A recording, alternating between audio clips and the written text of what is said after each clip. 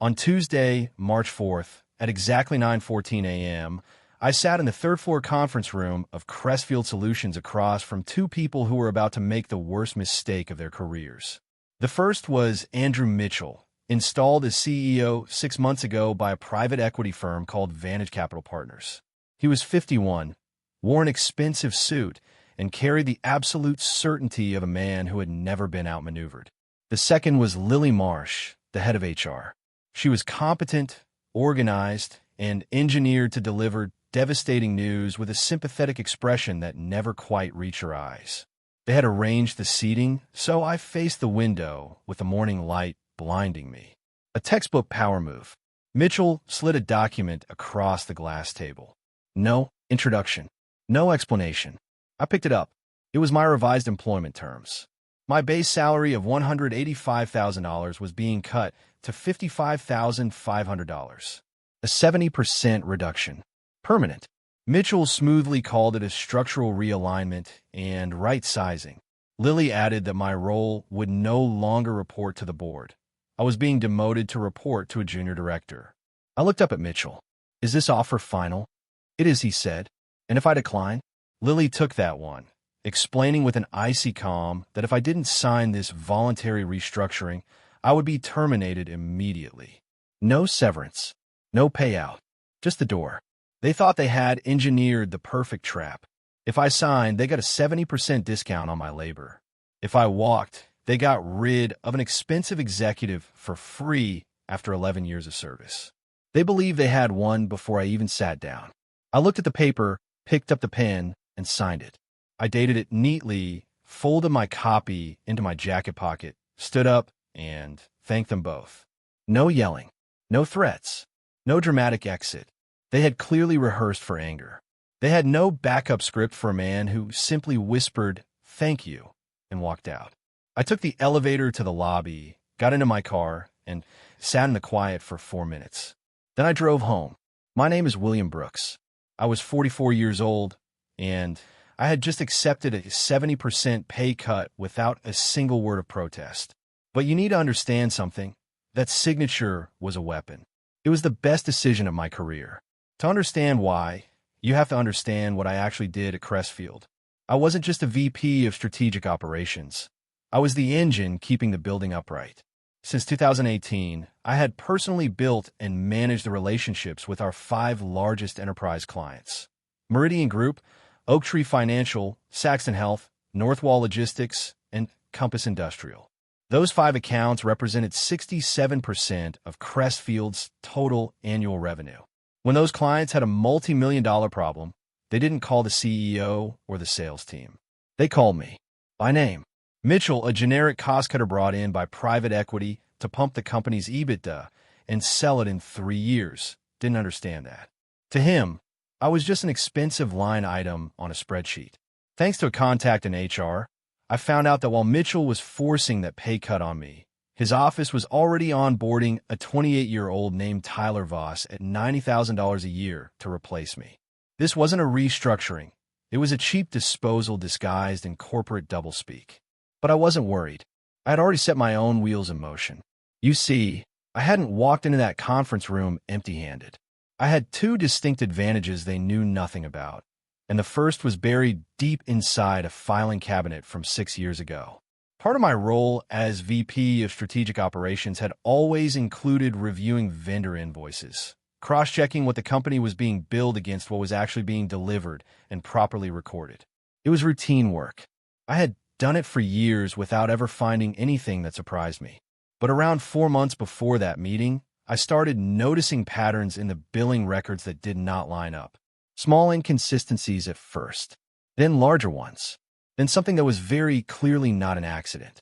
I'm not going to explain all of it yet, but I want you to understand this. When I walked into that conference room on a Tuesday morning and picked up that pen, I was not walking in empty-handed. They thought they were cutting an expensive line off a spreadsheet. They had no idea what they were actually dismantling. Here's something most people do not think about when they take a new job. The contract you sign on the way in matters far more than the one they hand you on the way out. When James Whitfield promoted me to VP of Strategic Operations in 2018, I negotiated my employment agreement carefully.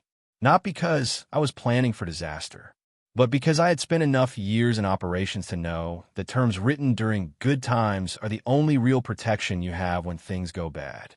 James was a fair man. He respected the request. We worked through the language together over about 2 weeks, and when it was done, both parties signed it. What ended up in that agreement, buried 11 pages in, under Section 14C, in a heading called Material Compensation Alteration Protection, was a clause with very specific teeth. It stated that if my base compensation was ever reduced by more than 25% without written mutual consent from both parties, I was immediately entitled to 2 things. First, full severance equal to 24 months of my most recent base salary.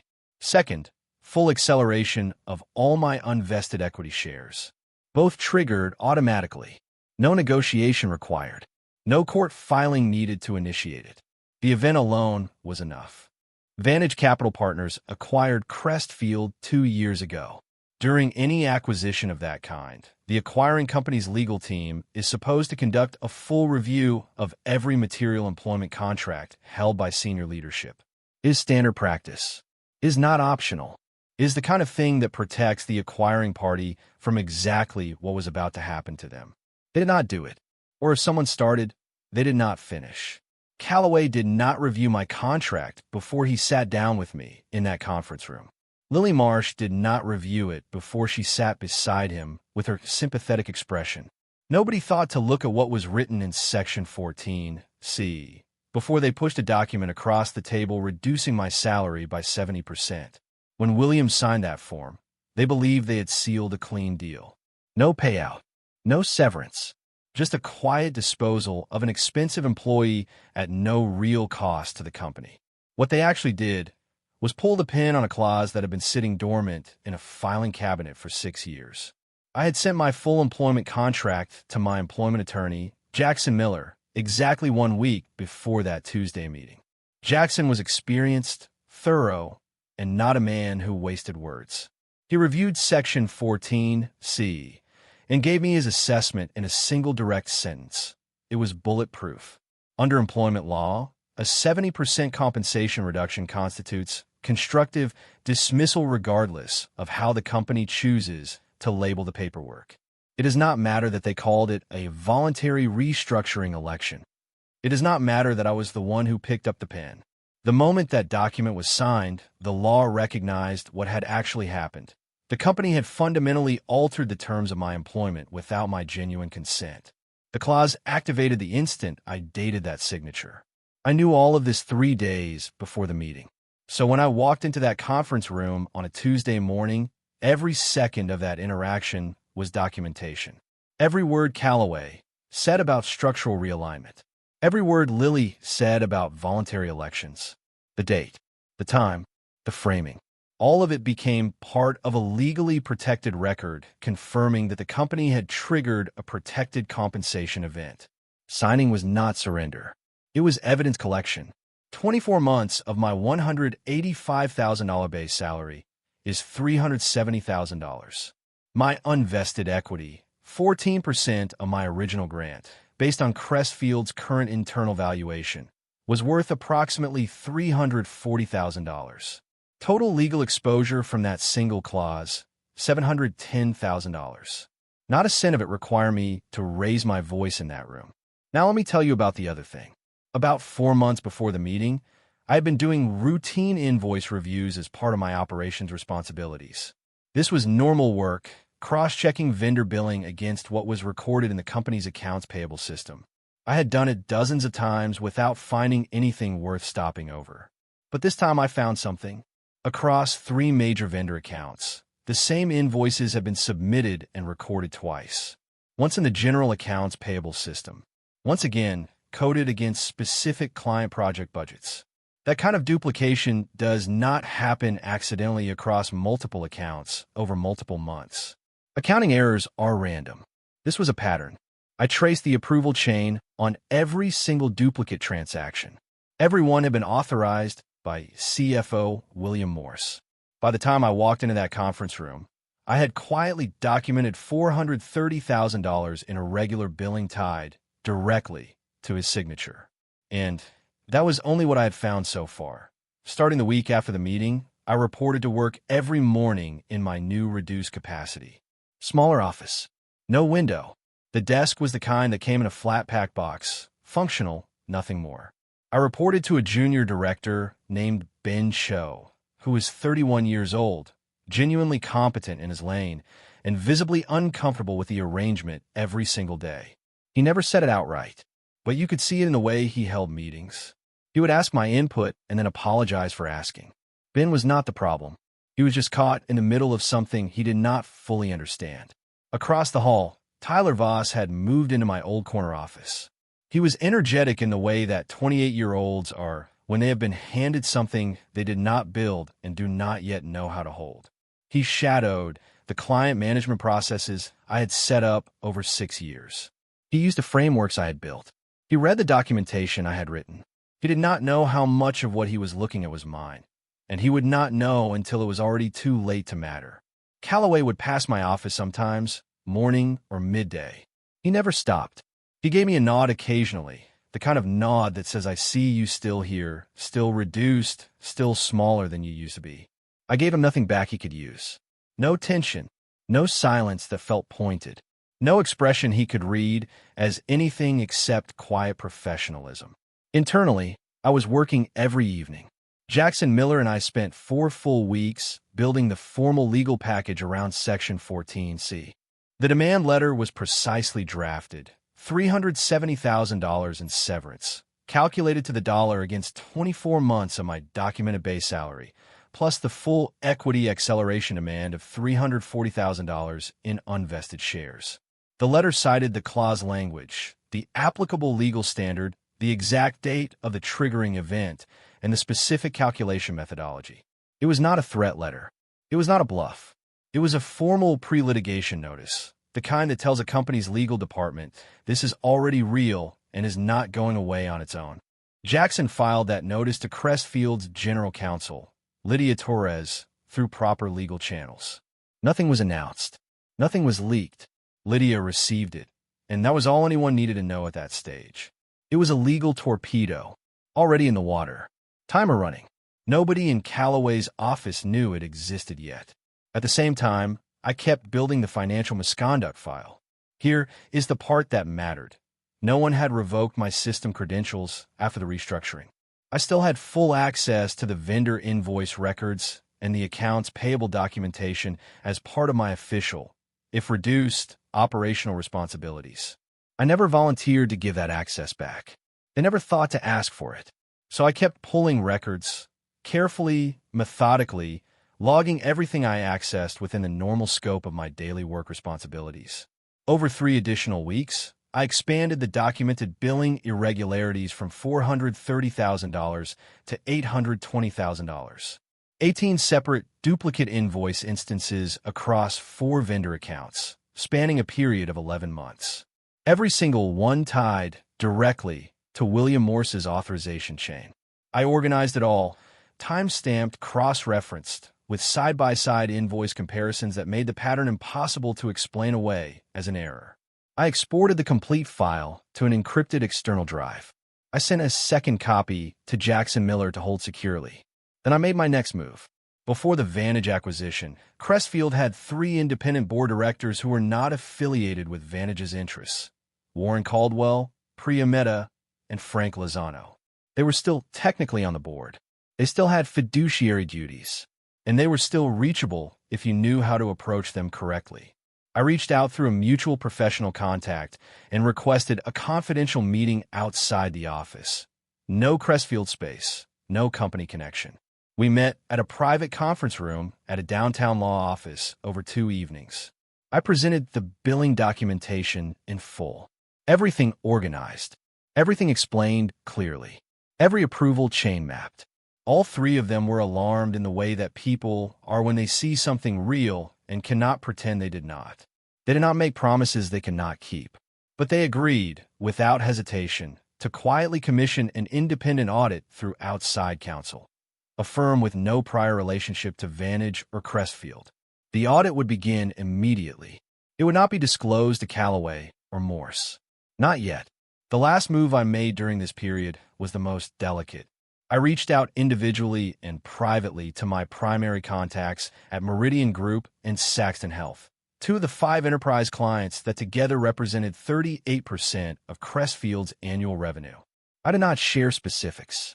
I did not make accusations.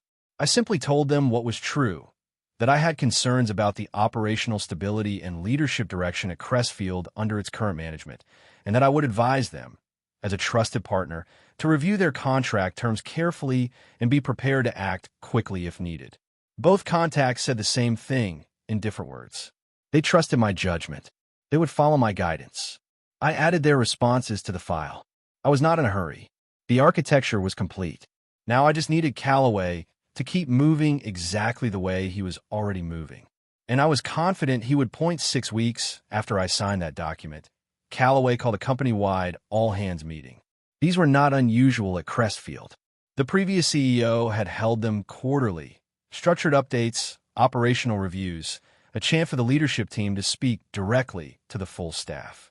Under Callaway, they had become something different. More performance than information. More announcement than conversation. He used them the way some executives do, not to communicate, but to establish dominance over the room. This one was held in the main auditorium on the ground floor. Roughly 200 employees. Full capacity. Callaway stood at the front with a presentation behind him and the kind of energy that said he had been looking forward to this. He opened by announcing what he called a series of operational leadership upgrades. He talked about Crestfield's new direction. He talked about Vantage's vision for the company and how the restructuring was already delivering results. Then he turned to the screen and introduced Tyler Voss, formally by name and title, as the new Director of Strategic Operations, with an expanded mandate and a primary role in client development going forward. There was a brief, organized round of applause. Then Callaway looked toward the section of the room where I was seated and said that he wanted to thank me for my continued contributions in a support capacity during this transition period. That was it. That was the whole acknowledgement. 11 years. The client infrastructure that kept the lights on at Crestfield.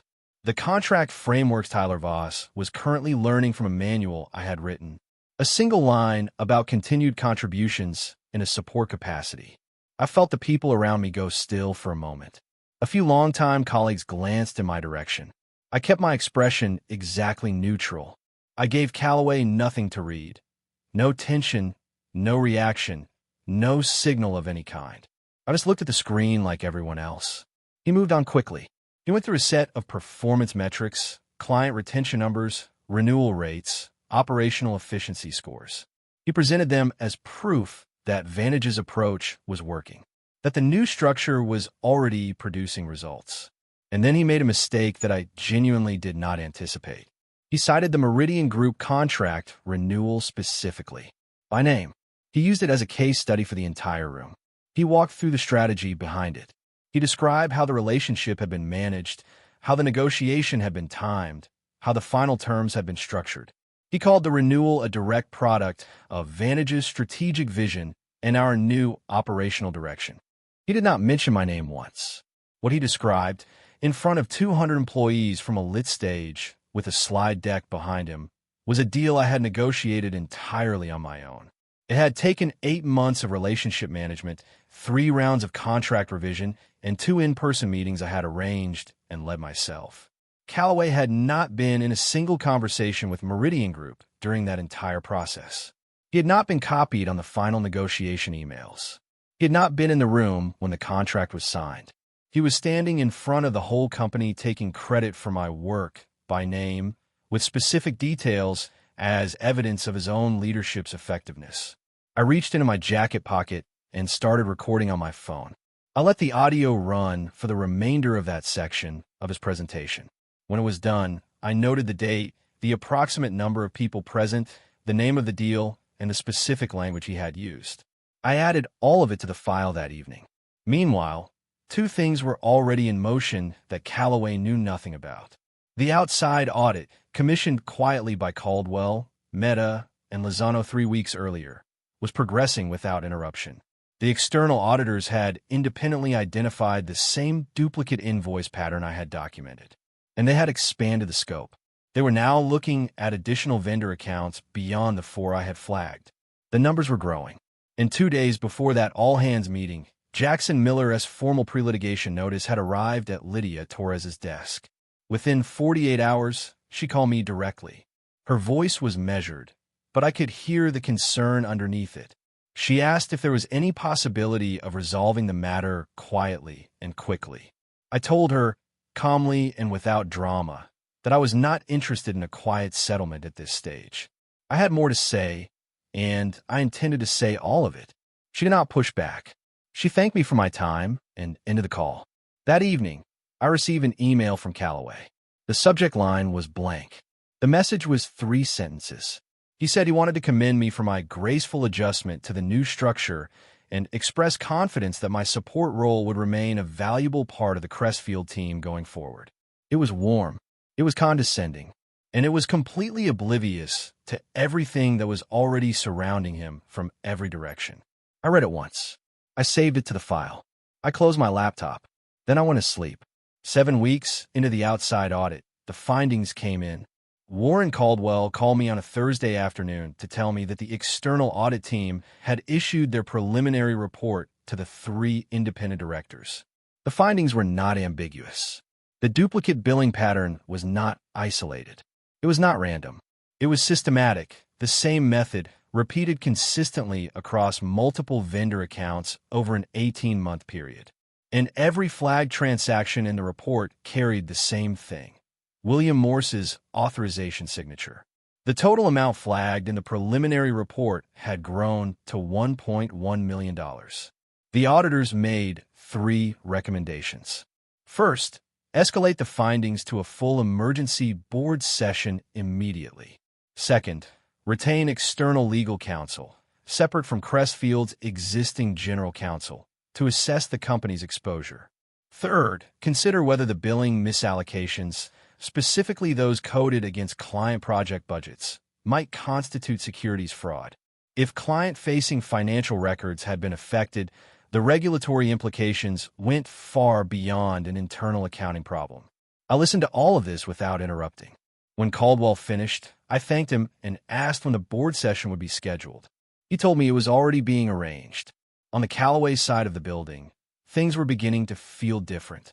He could not have known the specific cause yet, but people in executive positions develop instincts when the air around them changes. Lydia Torres had been unusually difficult to reach for over a week.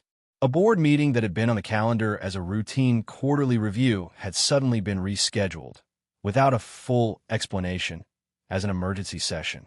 That kind of thing does not happen without a reason, and Callaway knew it. He reached out to his contacts at Vantage Capital Partners to ask about the rescheduling. He was told it was a procedural matter and not to be concerned. He accepted that answer, but I heard from someone close to that exchange that he was not fully satisfied by it. He started showing up to work a few minutes earlier than usual. He was seen twice, standing in Lydia's office doorway. He was asking questions that were not quite landing on the answers he wanted. It was the first time since his arrival that Callaway looked like a man who was not entirely sure of the ground beneath him. Around the same time, Caldwell and Meta requested a private meeting with me. We met off-site, same downtown law office as before. They asked me directly, how long had I been tracking the billing irregularities and how complete was my documentation? I walked them through everything. Every date, every invoice number, every discovery in sequence. I gave them the encrypted external drive with the complete 11-month package, the timestamp system exports, the side-by-side invoice comparisons showing identical billing amounts submitted twice, and the full approval chain trace from each transaction back to Morse's digital signature. Meta asked me whether I had taken or intended to take any external regulatory action. I told her yes. I had already filed a preliminary complaint with the SEC's Office of the Whistleblower. I had done it quietly through proper channels several weeks earlier. I gave her the reference number. I explained what that meant in plain terms. The complaint was already on record with a federal regulatory body. It could not be withdrawn by the company. It could not be buried through an internal settlement. It could not be managed quietly through a board vote or a conversation between attorneys. The moment that reference number existed, This had become something larger than a Crestfield internal matter. Both of them were quiet for a moment after I said that. Then Caldwell nodded slowly and said they would move forward with the board session as quickly as possible. I drove back to the office that afternoon and sat down at my reassigned desk, the smaller one in the open plan section with no door. Through the glass wall across the floor, I could see my old corner office, the one with the view. Tyler Voss was in there, on a call, talking with his hands the way young people do when they are still figuring out how to sound senior. Calloway walked past the glass wall a few minutes later. He did not look at me. I straightened a pen on my desk and went back to work. There was nothing left to do now but wait for the moment I had been building toward for months. And that moment was coming. Very soon, 3 days after my meeting with Caldwell and Meta, Calloway's office sent a calendar invite to my work email. The subject line read, Operational Performance Check-In. It was scheduled for a Wednesday morning, 10 days out. The attendees listed were Lily Marsh, Andrew Mitchell, and William Morse. My name was in the required field at the bottom. A performance review, in my reduced role, arranged by the same CEO who had installed that role, attended by the CFO, whose financial records were currently sitting inside an encrypted drive held by my attorney and 3 alarm board directors. I understood immediately what this was. It was documentation. They were building a paper trail showing that I was underperforming in my new capacity, creating a record they could use if the legal notice from Jackson Miller ever surfaced into something more visible. It was preemptive defense dressed up as routine management process. Calloway thought he was cleaning up a loose end before it could become a problem. What he did not know, what he could not have known, was that I had spent the previous 48 hours working with Jackson Miller and Warren Caldwell to arrange something else entirely. On that same Wednesday morning, at the same time Calloway believed he was walking into a routine performance review, Warren Caldwell, Priya Mehta, and Frank Lozano would already be seated in the main boardroom 2 doors down the hall. Lydia Torres would be present at the board's request. The external audit partners would be joining by secure video connection. And Jackson Miller would be available on the same call, ready to walk through documentation. I confirmed the calendar invite without adding any notes. On Wednesday morning, I arrived at the office at my normal time. I went to my desk. I worked through my email. At 10 minutes before the scheduled meeting, I picked up a sealed envelope from my bag and walked to the 3rd floor conference room. Lily was already seated. Calloway came in a minute later, followed by Morse. They arranged themselves across the table from me. The same configuration as the first meeting, the same light behind them, the same practiced air of authority. Calloway had a notepad in front of him with a few handwritten lines I could not read from where I sat. Morse had a coffee. Lily opened her laptop. Calloway started to say something about beginning the review. I placed the envelope on the table. He stopped. I looked at him directly and spoke in an even, professional tone. I told him the envelope contained a formal communication from my legal counsel. I told him the full board had requested that all parties in this room move immediately to the adjacent conference room for a matter that required everyone's attention. I told him the request came from the board, not from me. Then I stood up, picked up my copy of the envelope, and walked out of the room. There was a long pause behind me. Then I heard chairs moving. They followed me down the hall. I pushed open the boardroom door and held it. Calloway walked in first. He took 3 steps inside and stopped. Caldwell and Mehta were at the head of the table. Lozano sat to the left.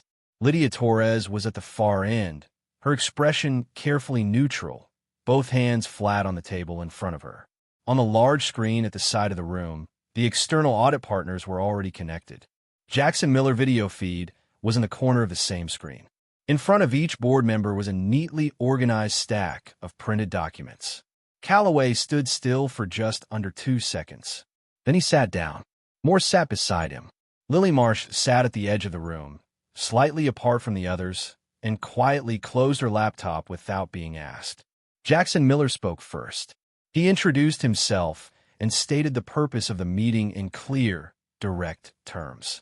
Then he walked through the contents of the envelope, item by item, with no preamble and no wasted words.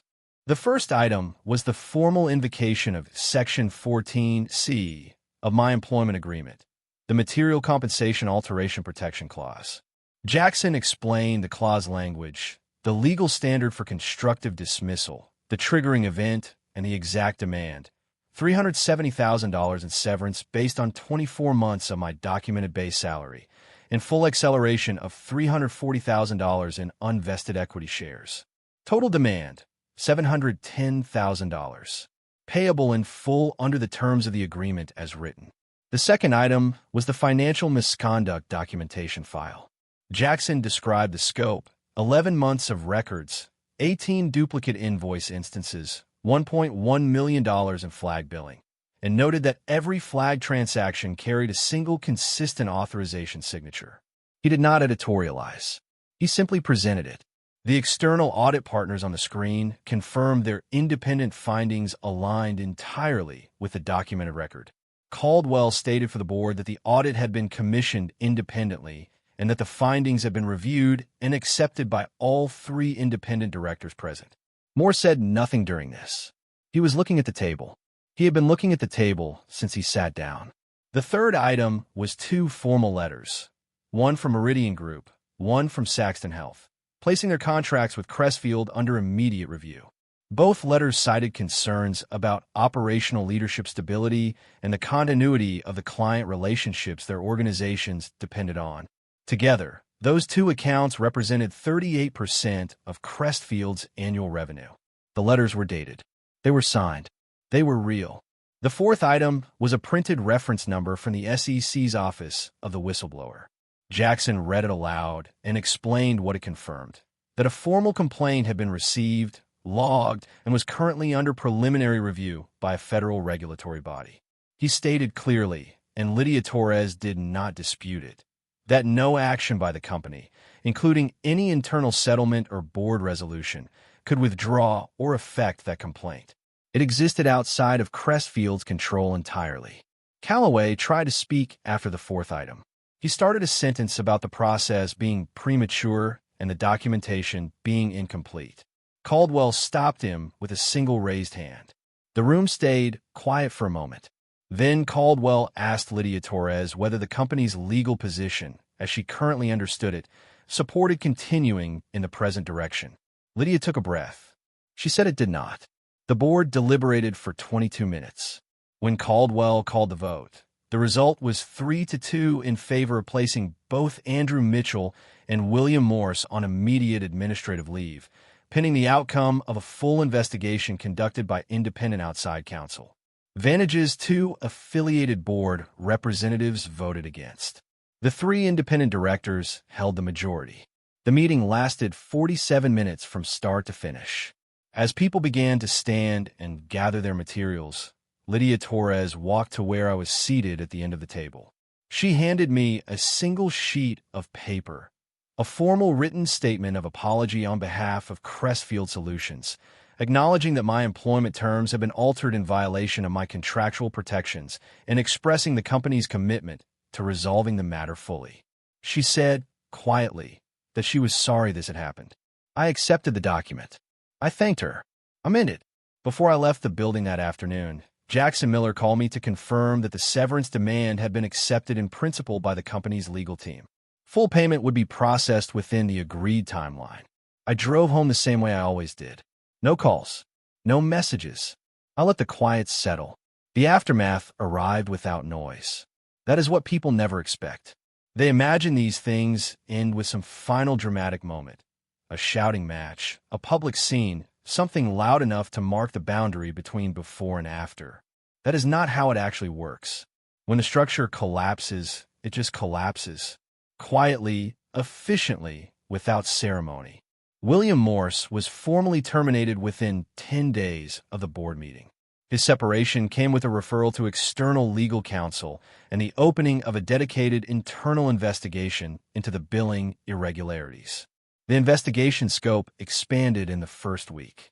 There were more vendor accounts, more months of records, more signatures where they should not have been. I was not involved in that process. I did not need to be. Vantage Capital Partners moved on Callaway before the board's own process had concluded. They could read what was in front of them: an SEC complaint on record, a pending $710,000 legal demand, 2 major clients with contracts under formal review, and a CEO they had personally installed now sitting at the center of all of it. Vantage was not a company that accepted unnecessary regulatory exposure. They quietly informed Callaway that his engagement with Crestfield was ending, effective immediately. He was escorted out of the building by Lily Marsh and a representative from building security. I was not there when it happened, but I was told about it later by 3 separate people. I did not ask for my old role back. I want to be completely clear about that. The board raised the possibility in a brief conversation with Caldwell, and I told him directly that I appreciated it, but that it was not something I was interested in. The company's cleanup was not my responsibility. The trust that had made my work there possible had been destroyed, and rebuilding it was not a project I wanted to take on. I had already decided what my exit would look like, and I negotiated it from exactly that position. The final terms were $370,000 in severance, paid in full, $340,000 in equity acceleration, released immediately upon final board approval, a formal letter of commendation from the board, signed by all 3 independent directors, acknowledging my role in identifying and documenting the financial misconduct and crediting my actions with protecting the company from significantly greater regulatory and financial exposure. A bilateral non-disparagement agreement, meaning the company was as restricted in what they could say about me as I was about them. Total exit value, $710,000, plus a professional record that was completely clean and a letter I could hand to anyone. The SEC whistleblower process continued on its own timeline, independent of everything else. I am not able to discuss the specifics of that process publicly. What I can tell you is that whistleblower programs at the federal level exist for a precise reason: to give people who see financial misconduct a protected, formal way to report it. And those programs include a financial component tied to the recovery of funds identified by the complaint. I will leave that there. In the weeks after I left Crestfield, 3 former colleagues called me. Different calls, different conversations, but all of them circled around the same question eventually. How did I stay that calm? How did I sit in that HR room with Callaway leaning back in his chair, completely certain he had already won, and not react? I told each of them the same thing I will tell you now. It is easy to stay calm when you're already holding the answers to questions they have not thought to ask yet. Anger makes you reactive. Patience makes you precise. And precision, in the end, is the only thing that actually lands. I walked out of the Crestfield building for the last time on a Thursday morning. No box of personal items. I had taken everything I needed weeks earlier. No goodbye that cost me anything. I had a coffee in one hand and my phone in the other. The severance wire transfer confirmation was already in my inbox. Below, it was a message from Priya Mehta, asking whether I would be open to joining an advisory board for a new company she and the other independent directors were forming. I had not decided yet. I told her I would let her know. I put the phone in my pocket. I finished the coffee. I looked at the building one last time. The parking garage visible through the lobby glass. The 3rd floor conference room somewhere behind those windows up there. The smaller office I had worked from for the past 3 months without ever once letting them see what I was building. Then I walked to my car and drove away. There is one thing I want to leave you with. One line that I think captures everything that happened from the moment I picked up that pen to the morning I walked out for good. They thought they were offering me a 70% pay cut. What they were actually doing was paying me to end them.